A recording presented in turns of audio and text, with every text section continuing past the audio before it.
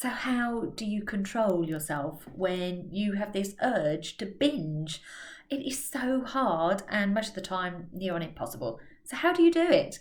Well, that's what I thought I would talk about on today's video, is how you can control the urge to binge eat. So hi, I'm Vanessa and welcome back to my channel, and on here I talk about all things to do with the psychology of binge eating, overeating and weight loss. So if you want to know how you can manage your binge eating, keep watching. With binge eating, I think there is so much emphasis and focus on the stopping yourself doing it, stopping yourself from having the cravings and stopping yourself from having the urges. But there doesn't seem to be any focus on the cause or what's behind it. You see, in that moment, and if you are someone who binge eats, you probably already know that in that moment when you are really obsessing about the food and you really want the food, it is so hard to come away from that and to stop yourself thinking that. So one of the best ways to control and manage your urges is to look behind it, look behind the scenes and work on the whole picture and what's causing it. But of course, it's really hard to do that in the moment. So I would suggest that you don't do that when you are, in the middle of an urge and you've got this strong craving. It's almost like you need to go with it, eat it, and then once you've got through the feelings of the after binge and you're in that lull in between binges, then is the time to just get curious and to really think, what's going on here? Why do I do it? Of course, though, it's not as easy, and I think that's probably why there's not so much focus on it, because it's not as easy as simply going, this is why I do it, then I'm going to stop. Okay, it's a whole host of looking within, looking at your beliefs, your behaviours, your patterns, your emotions. There could be years of binge eating patterns and thoughts and behaviours that you need to get behind, and every single time that you binge or every single pattern could be another stream that you need to go and delve down into, because it's another thought pattern, belief, emotion behind that one. So it's not as simple as trigger, A leads to B to binge eat. There could be A to B to C to D, and then Z is binge eat. So that's why, hence, it can take a lot of unraveling, lots of curiosity, lots of going within to do it. That is really hard to facilitate the questions. But here's what I recommend to help you with your binge eating. It is 1, prevent.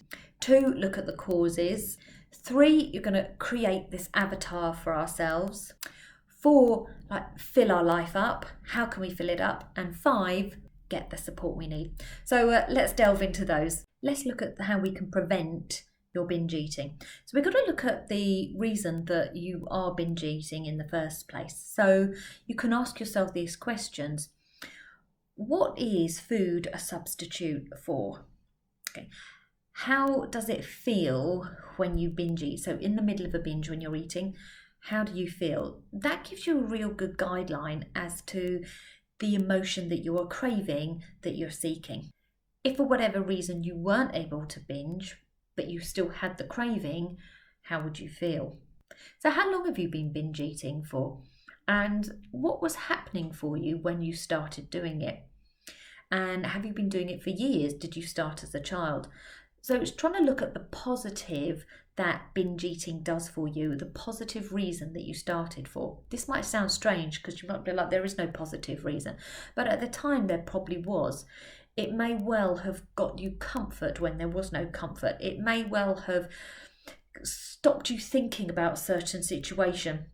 It meant that you perhaps didn't have to be connected or in your own body, and you could be connected with food.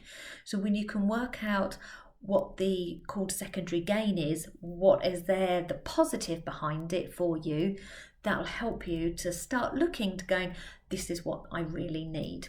What is causing you to binge eat? So again, how long have you been doing it for? When did it start? What was happening for you when it started? So what else causes you to go and binge eat? So just look at, these are some of your triggers. Are there comments from other people? Are there comments from a certain person? Do you have to be in a place when you binge eat? Is it a certain time? What's the association that makes you go, oh, time to binge eat.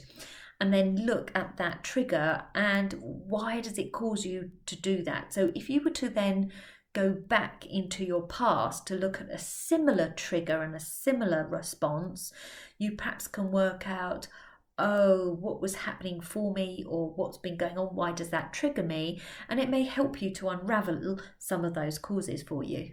Build an avatar. So create an avatar for the person that you want to be. So who would you be if you were not binge eating? So it's an alternative character of, like, you in your ideal world. So what would you be doing? What would you be thinking? What would you be behaving? And start acting as if you are stepping into this character. So when those triggers come along, how would you behave? How would you manage it? And when you then, after, let's say if you do eat, what would you be behaving like? And what would your eating patterns be like? So how can you step into that? And it might help you if you know other people who are like the person that you want to be. What do they do? What do they not do? How do they carry themselves? How do they act around food? And how can you then start getting into that character so that you can take on that personality? It's all about helping you just think of alternative ways to manage your binge eating control. Fill your life up.